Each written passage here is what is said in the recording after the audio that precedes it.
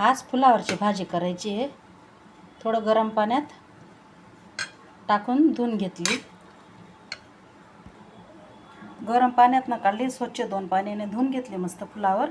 आपण आता तिला वाटण, हे बघा वाटणमध्ये ओलं खोबऱ्याचे काप घेतले, लसूण घेतला, शेंगदाणे घेतले कच्चे आणि कोथिंबीर घेतली. आपण आता याचं वाटण करू. तेल गरम झालं होतं, केलेलं वाटण आपण त्याच्यात टाकतं. आता थोडा कोथिंबीर टाकते, कढीपत्ता टाकते. केलेलं वाटण मस्त परतलं गेलं. आपण आता त्याच्यात मसाले टाकू. थोडी हळद टाकू.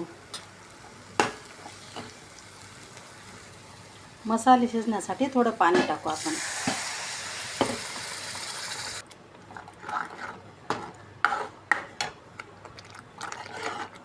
हे बघा वाटणला मस्त मसाल्याला तेल सुटलं. आपण त्याच्यात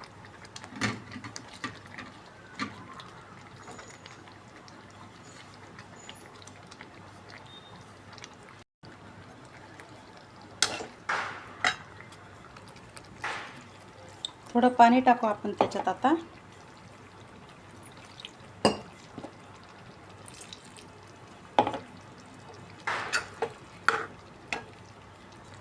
चवीपुरतं मीठ टाकू. आपण आता 10 मिनिटं झाकण ठेवू याच्यावर.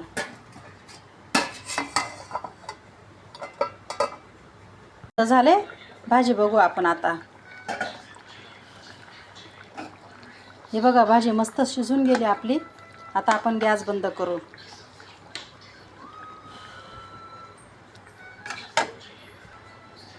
हे बघा फुलावरची भाजी. अशी भाजी करून बघा.